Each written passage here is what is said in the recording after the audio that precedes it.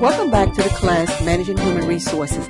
This class continues our basic overview on managing a church's people resources.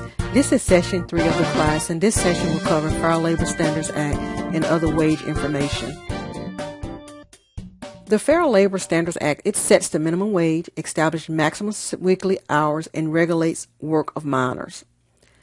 The Fair Labor Standards Act also mandates that employers pay the minimum wage and overtime compensation to employees who work for an enterprise engaged in commerce. There is no exception for religious organizations, but there are exceptions for certain classifications of employees, such as exempt versus non-exempt. The application of the Fair Labor Standards Act, there are two general cases under which an employee is covered by the FLSA.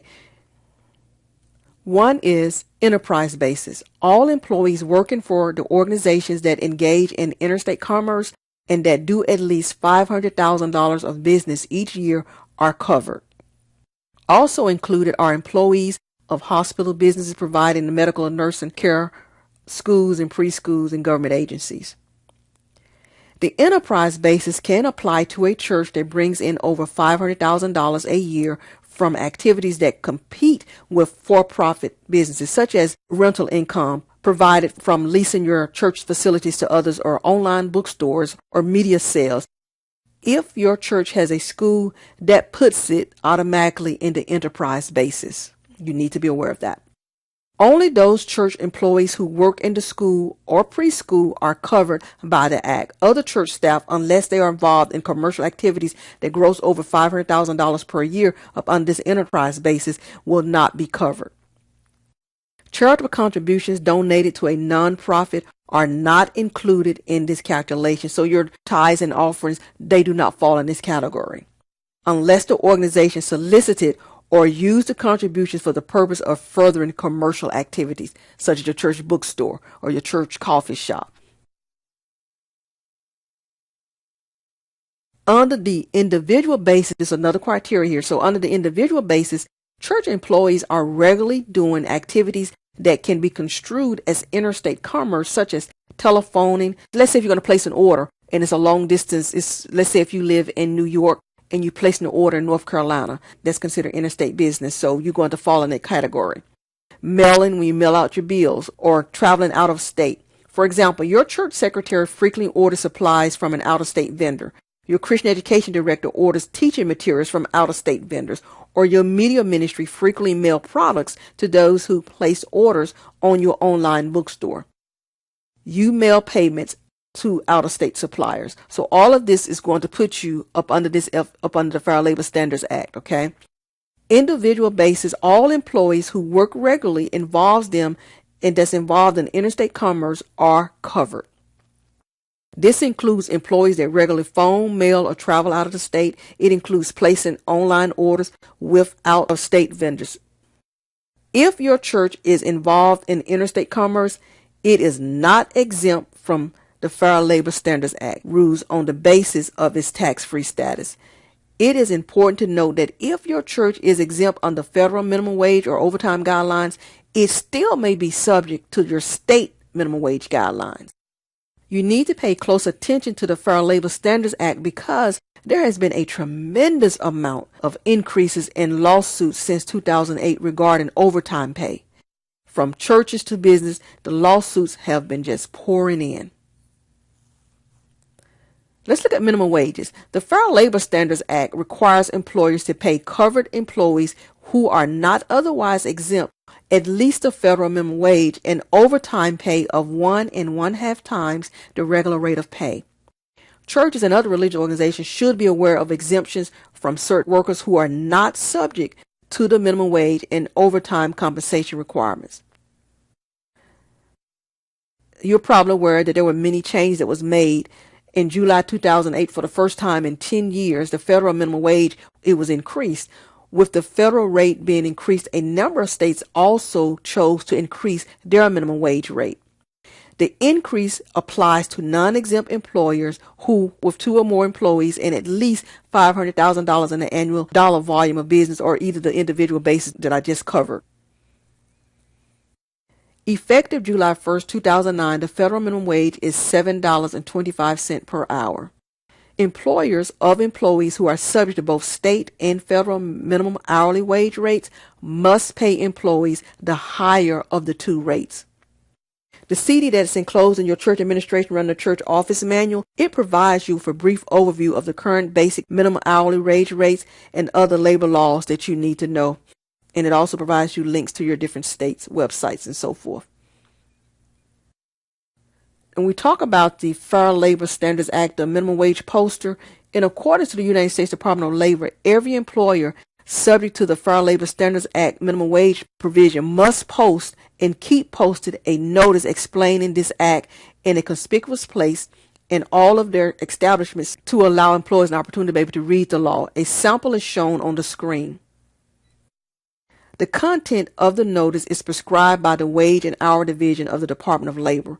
Please contact your local Department of Labor for additional information. You can usually visit the state's DOL to download an approved copy of the minimum wage poster. There's a copy also included in your course library.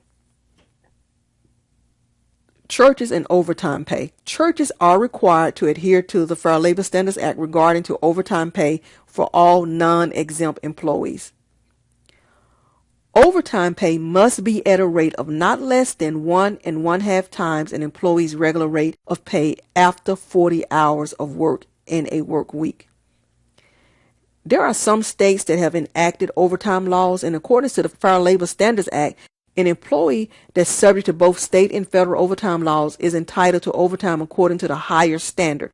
That is the standard that will provide the higher rate of pay. So if your state overtime rate of pay is higher than what the federal is, then you have to legally pay what the state is saying. In August of 2004, the U.S. Department of Labor issued major changes to the overtime law defining who is classified as an exempt or a salary basis employee and who is due overtime. Being paid on a salary basis means that an employee regularly receives a predetermined amount of compensation each pay period on a weekly or less frequent basis. Must be paid the full salary for any week in which the employee performs any work. If they came to work for 1 hour, you have to pay them the full salary. In churches, generally a pastor will be considered an exempt employee. The law defines an exempt executive employee as an employee who is compensated on a salary basis at a rate of not less than $455 per week. That's like $23,606 per year. The employee's primary duty must be management of the enterprise in which the employee is employed or of a customarily recognized department or subdivision thereof. Again, like I said before, more than like pastors always being considered up under this executive area here. Must customarily and regularly direct the work of 2 or more other employees. The employee must have the authority to hire or fire other employees or whose suggestions and recommendations as to hiring and firing, advancement, promotion, or any other change of status of other employees are given particular weight. Now, although the church secretary is often paid as an exempt employee, that means no overtime pay, the law is very clear on what is required to be classified as an exempt administrative employee. In addition to overtime, pay cannot be waived by an agreement between the employee and the employer. Also, the Fair Labor Standards Act states that an agreement that only 8 hours a day or only 40 hours a week will be counted as a working time also fails the test of the Fair Labor Standards Act compliance.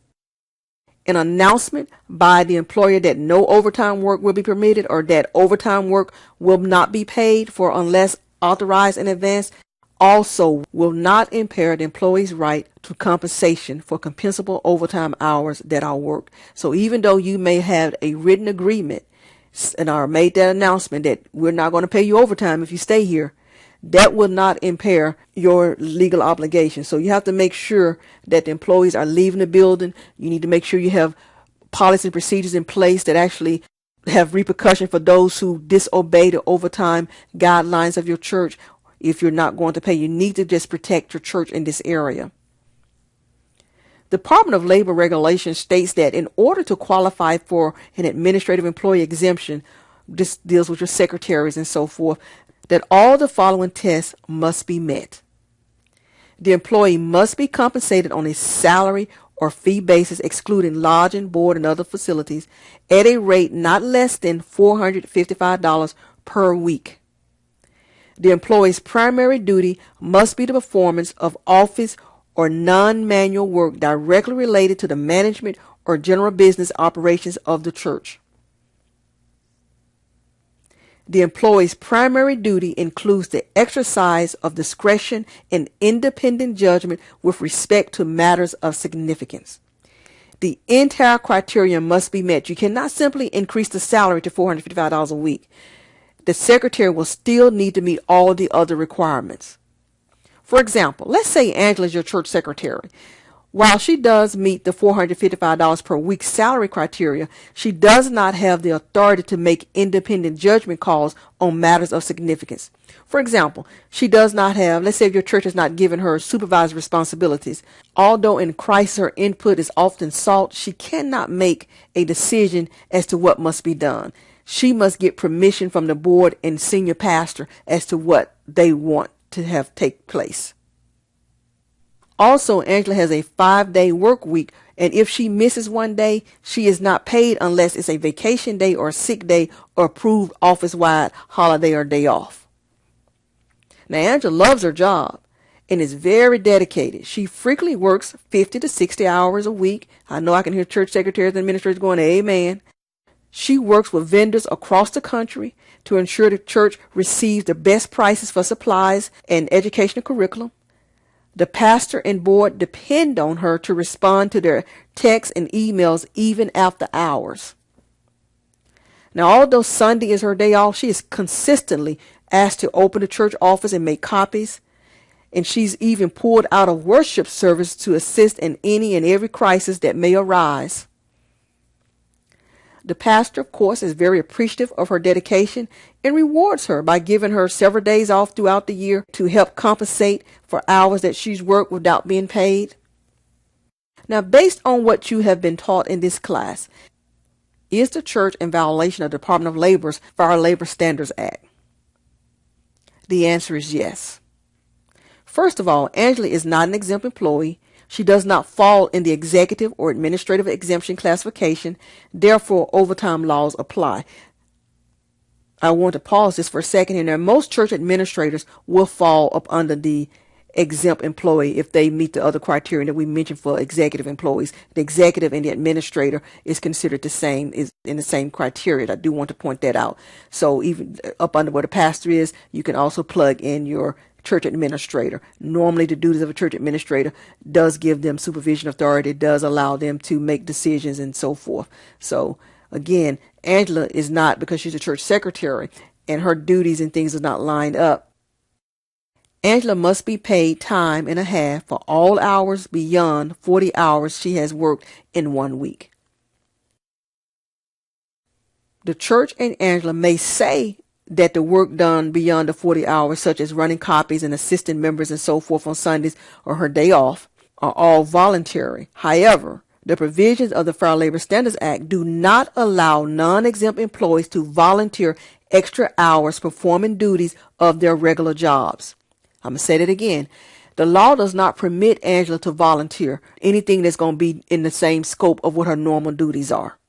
In other words, Angela is welcome to volunteer to sing in the choir on her time off and not be considered an employee in that particular role, but anything that falls within the scope of her normal duties is prohibited unless the church is paying her.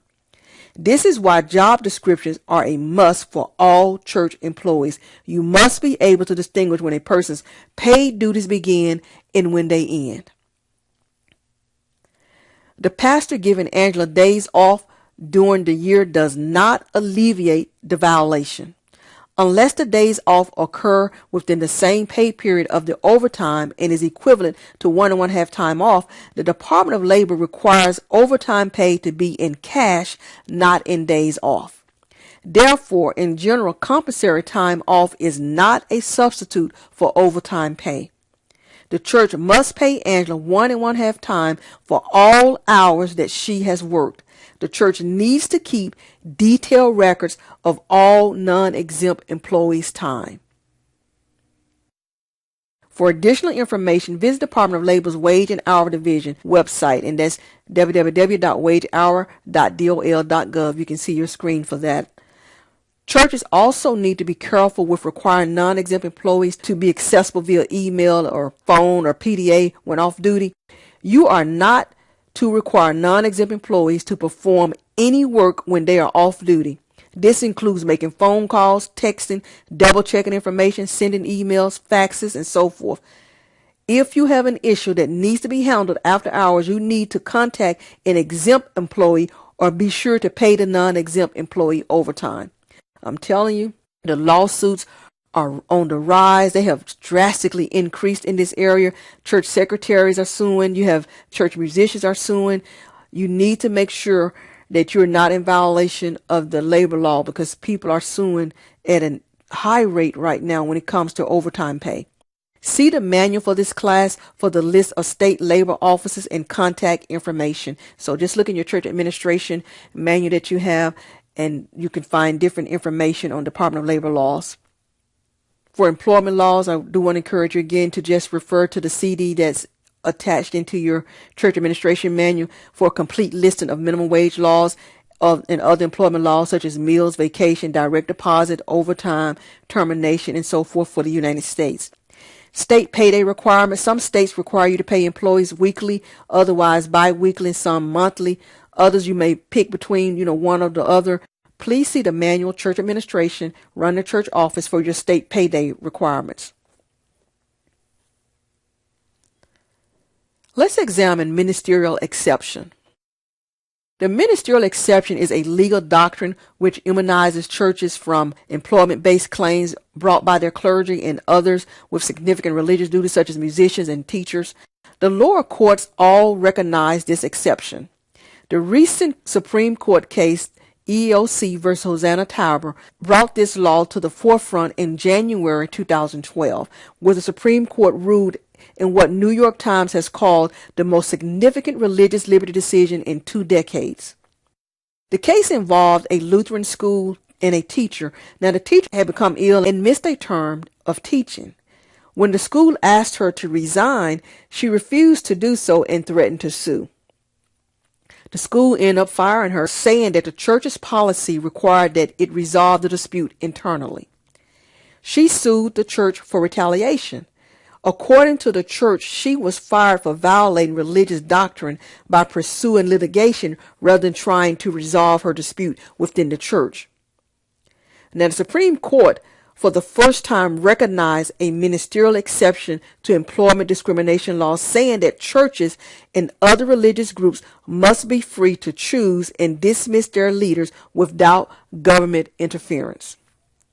The decision gave only limited guidance about how the court should decide who counts as a minister, saying the court was reluctant to adopt a rigid formula, but it did recognize the ministerial exception. Now, in 2011, which was another case involving a ministerial exception, it was in Austin, Texas, where a musician, a church musician, who was the music director for his church, he had been with the church for about 10 years, and he was fired in 2007. He sued, stating that he was fired in violation of the Age Discrimination in the Employment Act and upon the American Disability Act. In October 2011, the federal court dismissed the musician's lawsuit, finding that the church had the authority to fire him because he fell within the ministerial exception. He appealed, and in January 2012, the courts of appeal unanimously ruled against him. The musician stated that he had played the music and monitored the sound system and performed custodial work. Therefore, he should not qualify as a minister because he had no religious training and that he had not conducted any worship services, meaning that he was not the pastor providing oversight of the worship service. The church countered by emphasizing the importance of music to his religious services. It also noted that the U.S. Supreme Court had applied the ministerial exception to a teacher at a religious school who taught secular subjects, referring to the January 2012 case that I just mentioned to you.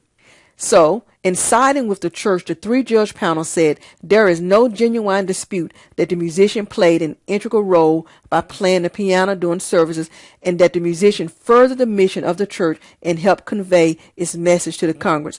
Therefore, the musician, of course, lost the lawsuit because they applied the ministerial exception rule. So this is very important for churches to recognize that this is going to really become an important part in how we determine overtime laws and so forth. So your minister of music needs to also be aware of his role, that law sees minister of music falling up on this ministerial exception. So you need to be aware of that. The Family Medical Leave Act, FMLA. According to U.S. Department of Labor, the FMLA entitles eligible employees of covered employers to take unpaid job-protected leave for specified family and medical reasons, with continuation of group health insurance coverage under the same terms and conditions as if the employee had not taken leave. Now, this act is applicable to organizations with 50 or more employees. Therefore, for the most part, it's not applicable to churches. There are not large amount of churches that have over 50 that have 50 or more employees. There are some, but not a vast amount of those. Please see the manual for specifics regarding FMLA or contact your state's Department of Labor. Managing human resources require that we invest in continuing education to stay abreast of laws and work culture. Our risk management class covers negligent hiring and negligent retention. Also, check your course library for additional human resource management resources provided for informational purposes only for this class, as they can further assist you in managing your church's human resources.